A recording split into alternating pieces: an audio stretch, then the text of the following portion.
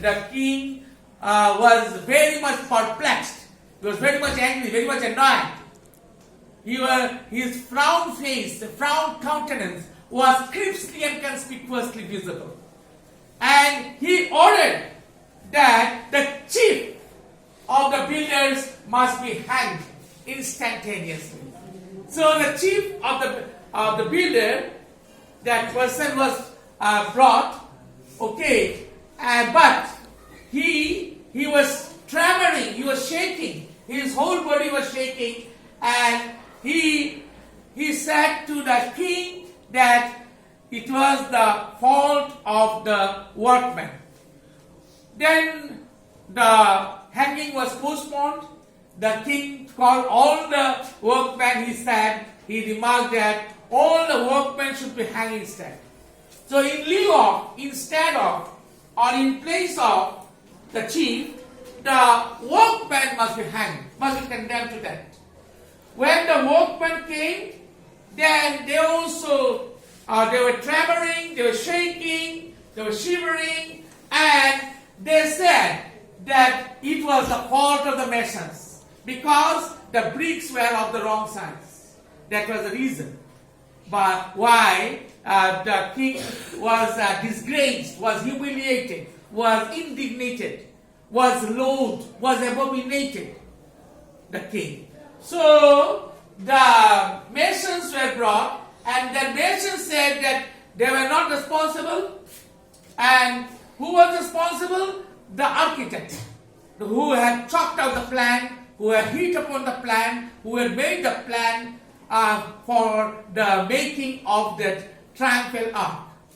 Now, the architect said to the king that it was the king's fault because the king made certain changes of the original plan.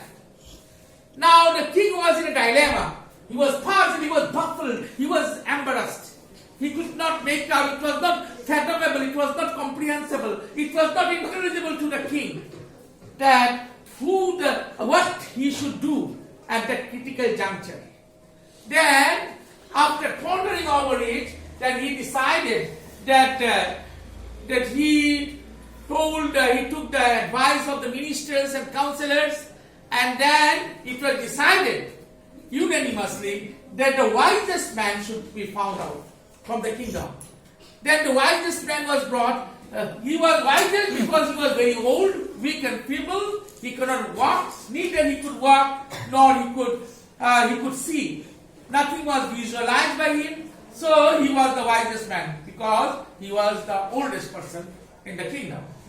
The wisest man said that since the ark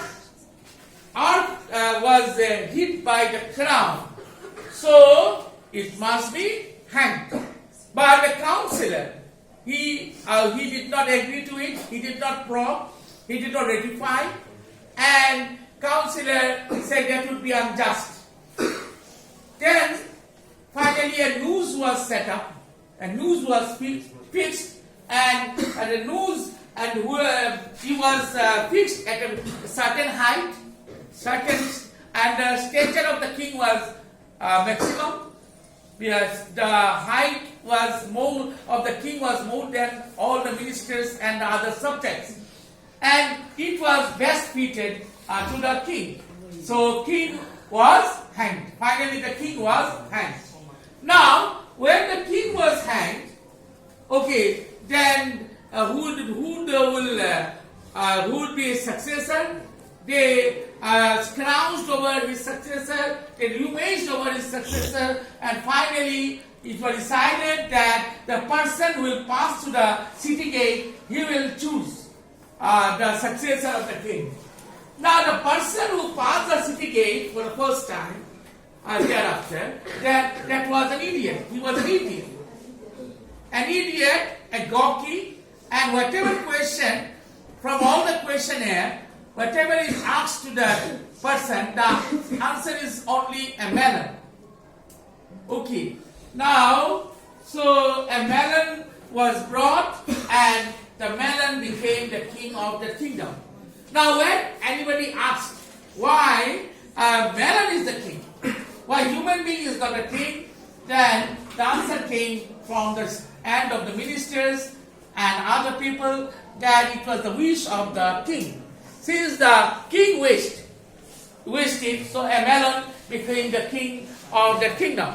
Now, so the Melon had ascended to the throne, and Melon was kept there, and laissez-faire, L-A-I-S-S-E-Z, laissez-faire was maintained in the kingdom.